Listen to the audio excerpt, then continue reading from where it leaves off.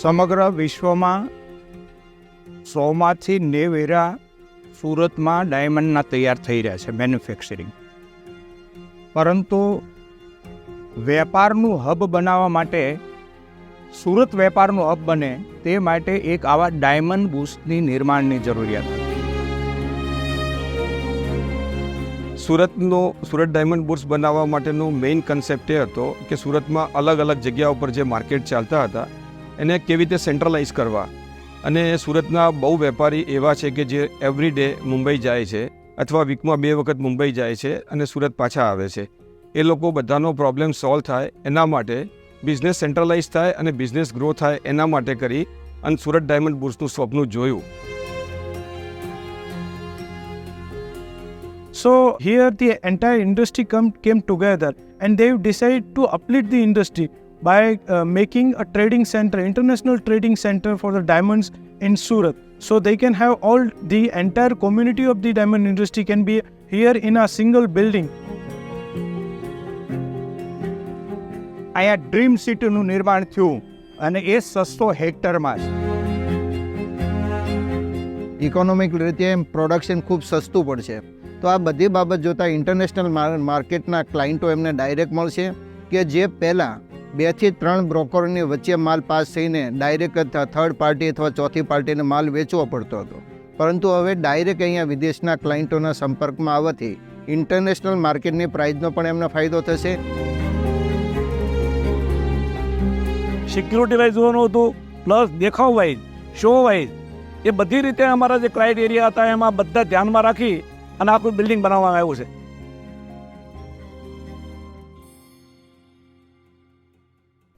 For such kind of project, when we are talking about the mega project, it is always important and the crucial aspect is that the decision or timely decision making.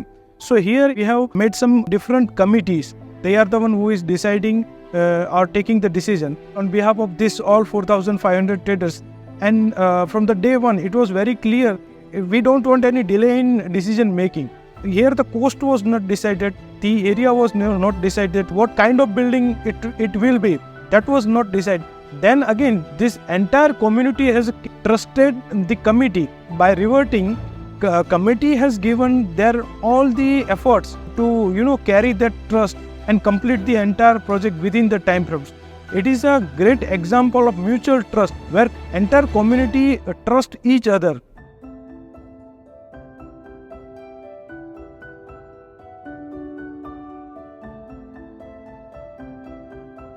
The Diamond Bourse, the Surat Diamond Bourse, is kind of an end-to-end solution of an entire trading community, starting from figuring out how one enters a site this large and how everybody gets to work under 7 minutes.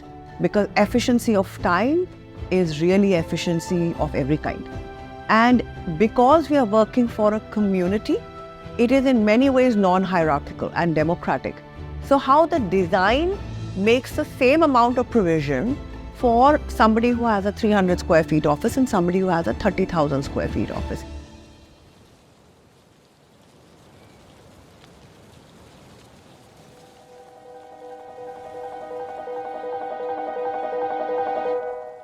It never occurred to us, we knew we were designing a large building, but that to us was a problem to be solved.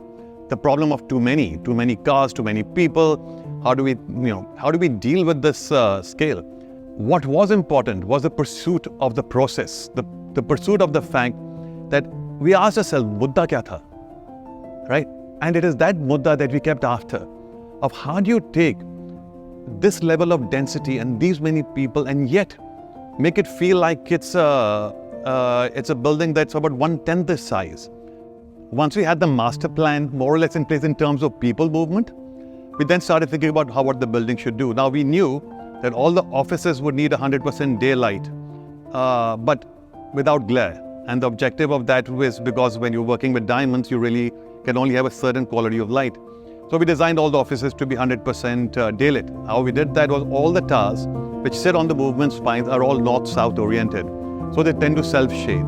The courtyards that are created in between these towers are automatically climate controlled because it cuts off the afternoon sun, it cuts off the morning sun, and thereby creates this sort of environment in the courtyard, which is about 5 to 7 degrees cooler than the external temperatures, allowing them to be used. But this is a high security zone. Once you're in, you're here all day and then you get out.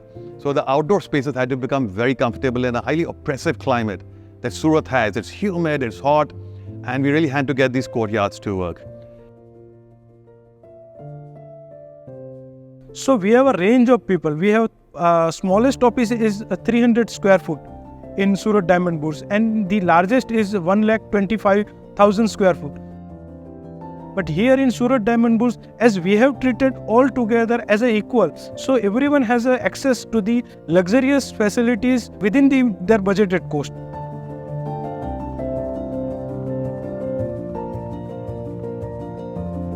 Part of the initial design conception was to understand that there will be thousands of people moving through the spine. So this spine really had to have a microclimate. Microclimate in this region of Surat means ventilation, good air change. It means cooling down of the temperature by a few degrees, and it means accelerating wind speed. So the fin-shaped opening design has two aspects to the design. One, it's kind of opening in a welcoming gesture towards the city of Surat. But it is also using simple principles of physics, and by sheer shape that the fins have taken, wind is getting accelerated through it and going down the spine. So the green lungs, which puncture all 14 floors of the project and work as internal gardens, actually are also how the air rises and exits through the project. Whilst at the same time, this air movement has a lot of public seating designed around it, where you can actually feel the air movement. So the stillness is removed. Perhaps that's why it feels a little bit more like the outdoors than it is.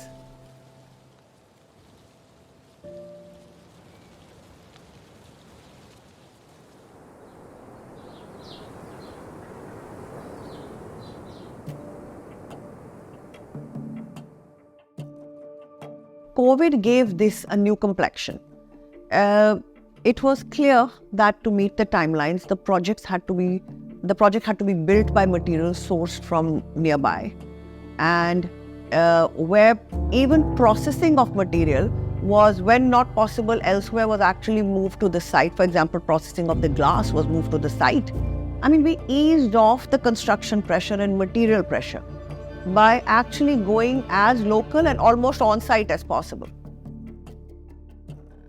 One is a very interesting point to note that whilst the world today is celebrating the Surat Diamond Bourse as the world's single largest building, it never started as that.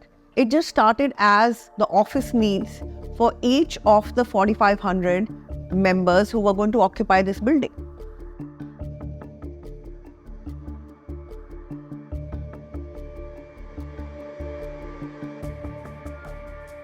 By constructing the world's largest office building, we have not intended to build the world's largest office building, but now as we have created this, it is always a pride for the members that India what India represent to the world, that we can construct here. What we can do is, with all this local available materials, with the Indian architects, with the Indian consultants, we can create this kind of the mega project.